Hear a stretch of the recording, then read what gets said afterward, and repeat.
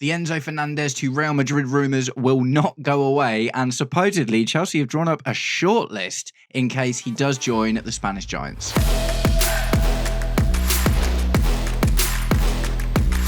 Welcome, Blue Believers, to another episode of the Stamford Sync, where we are syncing up with everything Chelsea FC.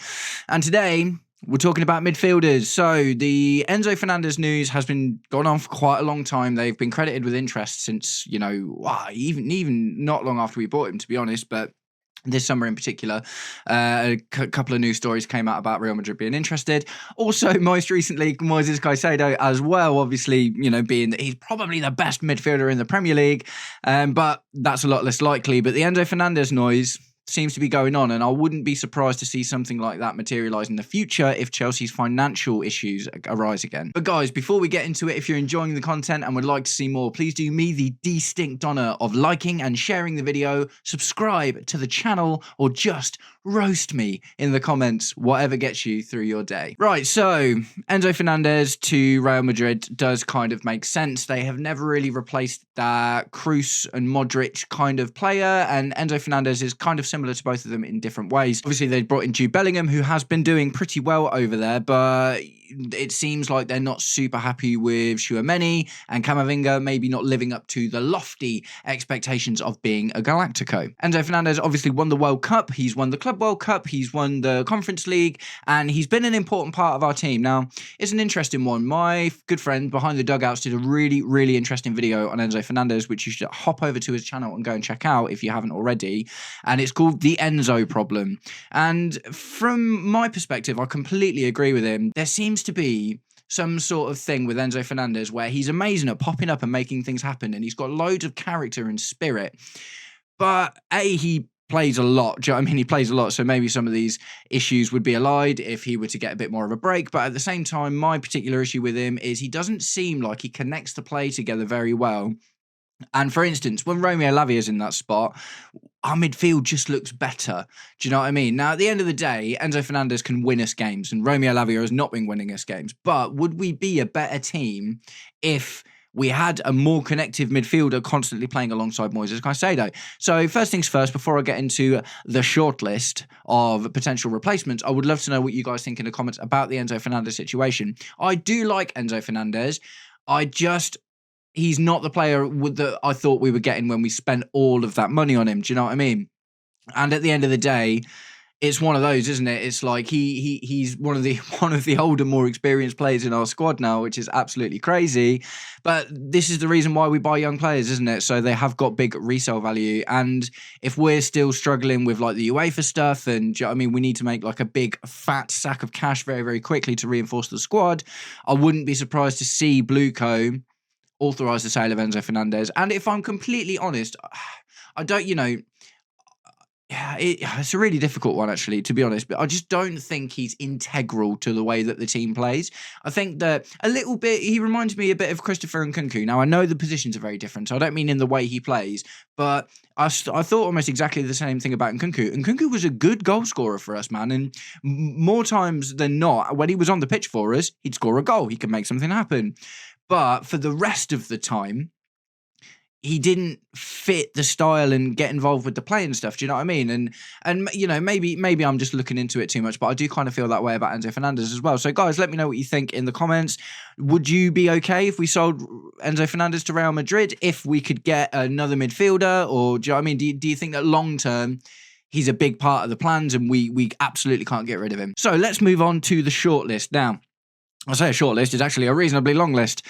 The first two are rumours that have been going on recently about players that I'm starting to see amounts of money for, and then there's just like a list of other players that have been talked about before and other players that, maybe would just come in to try and fill that position. Obviously, they're all in the child range for the most part, with the oldest of them being 22, and I say child, man, like, do you know what I mean, just young footballer. But the first one is a story I've seen today, Barcelona's Marc Casado, 22-year-old central defensive midfielder, and apparently there were conversations about Marc Casado when we were talking to Barcelona about Fermín López.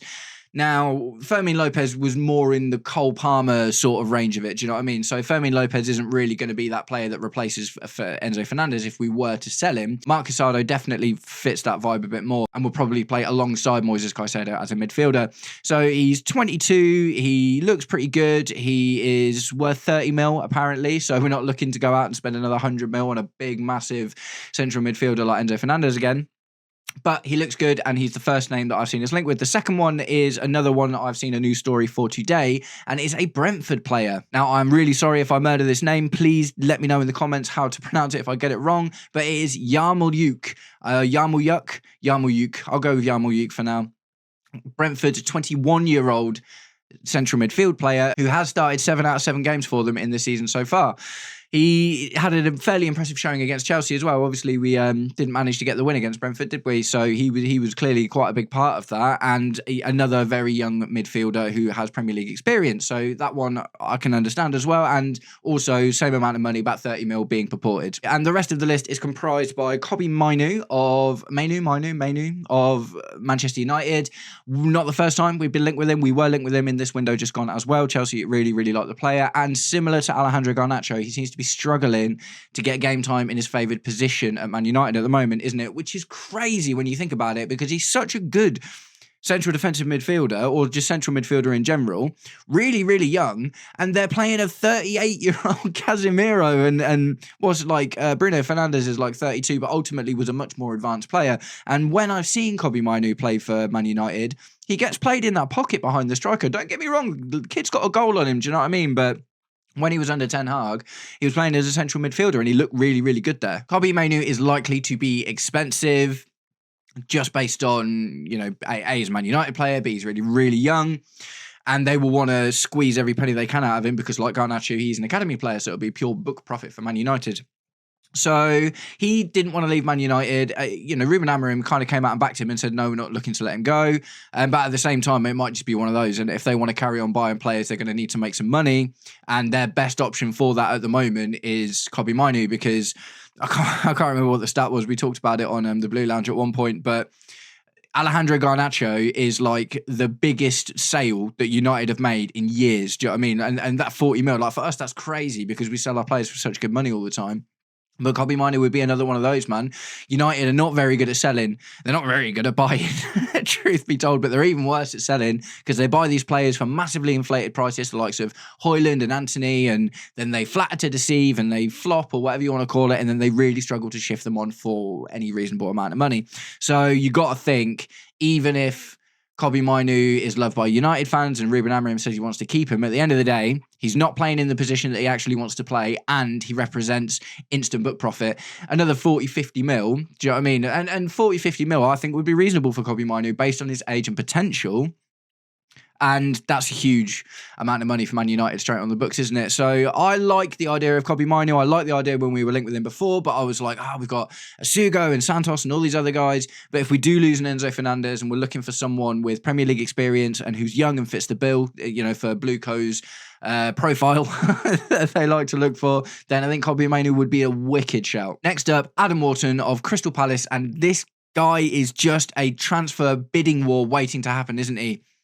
He's just been looking so good, man. He's been getting better and better and better. And no one's looked at pulling the trigger yet. Do you know what I mean? No one's looked at pulling the trigger, but there have been so many stories about different teams wanting him. And I just wouldn't be surprised to see Adam Wharton very soon. If, probably not January, but at least, and I wouldn't have thought this would happen in January, by the way. If we sell Enzo Fernandez, big if, surely that won't be until the end of the season or the start of next summer. Adam Wharton, I expect the same. I don't expect to see a big January. He's going to cost money, man. I don't exactly know what his contract situation is at the moment, but Crystal Palace have been good to him. He seems to like it there. I imagine it could be a case of if they don't think they're going to get enough for him, they'd probably offer him a contract and bump up his price a little bit before they sell him. But great player, man. What an absolutely great player. 19, think he might be 20 now. Really, really assured midfielder, man. Really, really assured midfielder. And he would probably add to most teams in the Premier League at the moment. Adam Wharton, really, really exciting player. But I think it's going to cost bucks, man. I think Adam Wharton, probably the most expensive one on this list. And last in the long list of players that I've seen is Elliot Anderson of Newcastle United. Really crazy, interesting story with, not crazy interesting, but I find it fascinating, the Elliot Anderson story. Newcastle sold Elliot Anderson to Nottingham Forest for 30 mil, and that was not off of the back of him playing loads. He was basically an academy player who was just starting to get into the team at Newcastle. And I don't know if it was a bit of, there's been a couple of transfer swaps and whatever between, obviously Newcastle just bought Alanga, maybe they were developing a relationship. I've got absolutely no idea why. I think there was another I can't remember who it was off the top of my head. I think there was another player that went from Forest to Newcastle at the same time, but Elliot Anderson for 30 mil was like, what's going on? That seemed very much like, do you remember when we bought Amari Kellyman for 20 mil and sold Maatsen at the same time to Villa, and it was like, you scratch our backs, we'll scratch yours, and do you know what I mean? Obviously, Amari Kellyman's not featured at all or even been on the peripheral. In fact, he's one of the few players that if you look at the Chelsea the men's team on the website, he's still wearing last season's kit. So he's just not in the thoughts at all. But these deals happen sometimes, and Elliot Anderson seemed like one of those deals. But he's turned out to be wicked, man. He's really, really, really grown. He's played so well under Nuno and is now getting chances in the England team. Absolutely mad. Absolutely mad. His value is rising rapidly, man. Do you know what I mean? It's going up pretty quickly, and he's a bit of an all-action midfielder that can do a bit of it all. Do you know what I mean? He's a good passer, he's a good dribbler, he's a runner, he presses. Do you know what I mean? He's definitely a really good player and one to watch. So out of this list of players, Kobbie Mainoo would be the one for me. And maybe that's just because it's the easy one and I've seen the most of him, but just because he's so young and I think he would fit our team really well. I think he's another victim of the system at Man United. Do you know what I mean? Obviously, Ruben Amorim is very doggedly supporting this three at the back thing, and he's really slowly bringing in players to fill it. Obviously, the midfield is going to be next, I would assume, but Kobbie Mainoo not being able to break into that midfield on a regular basis after playing so well and rising so quickly under Erik ten Hag, I do just find it bizarre. And for me, that would be the absolute one to go for. I think Adam Wharton is going to end up being a lot more expensive than Kobbie Mainoo would be, because I don't necessarily think Kobbie Mainoo would sign a new deal, do you know what I mean, in order to bump his price up for Man United. I think that Kobbie Mainoo probably already has got one eye on the door, if not 1 foot out of it already. But he's just not playing enough, is he? And you got to think, man, it's like, from Kobbie Mainoo's perspective, you're looking at Man United having a really terrible time and their midfield constantly being overrun because they've got no legs in there, and he's thinking, what have I got to do to get in this team more often? So it might be another Garnacho situation we've got on our hands with Kobbie Mainoo. I don't know. But, and again, this one makes most sense to me because we've been linked with him before. I think Adam Wharton is just going to be super expensive. Elliot Anderson, interesting option. And if Nottingham Forest carry on their current run of poor form under Postecoglou or end up getting another manager or something soon, do you know what I mean? His price might continue to drop because the whole team's out of form, so the whole team's value is dropping. So really interesting. Don't know enough about Yarmolyuk or Mark Casado. I'll have to keep an eye on them, see if there's any more news stories about them. But Kobbie Mainoo and Elliot Anderson seem the most affordable and obvious options. And like I say, for me, I would probably defer towards Kobbie Mainoo if it's a realistic deal and isn't going to cost like 80 mil. Do you know what I mean? If we can get him 40, 50 mil, then I'm like, yeah, cool. Up for that. So guys, tell me what you think in the comments. Do you think this is all just hyperbole and that Enzo Fernandez isn't going anywhere? Or do you think that we could add something to our midfield that we don't currently have? Like, for instance, for me, looking at Romeo Lavia is the obvious one. Like, our midfield just ticks so much better when Romeo Lavia is on the pitch.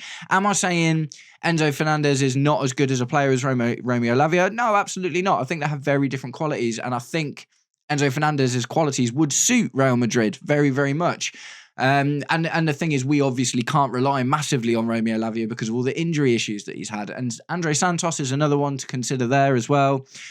He's just going to take more time, isn't he? The horrendous back pass from the for the Trevor Chalobah sending off in the Brighton game is his most recent contribution to the team. And after that, he got injured, so we're not going to see him until after the international break. We won't see anyone until after the international break. But Andre Santos, and I'm not going to lie to you, I'm a little bit concerned that we'll probably sell him as well. Maybe not in January, but I think Andre Santos, if he doesn't live up to Enzo Maresca's expectations, I don't think they'll make him get on with it and sit with him. I think they'll just sell him. There's a lot of clubs came in for Andre Santos during the summer. So I'm starting to worry a little bit that he might also be a casualty. But if we can get like a Kobe Minu in or an Elliot Anderson, that'd be really interesting. All right, guys, so I'm going to wrap it up there. Thanks for sticking around until the end of the video if you did, and I will catch up with you all very, very soon. Take it easy. Peace.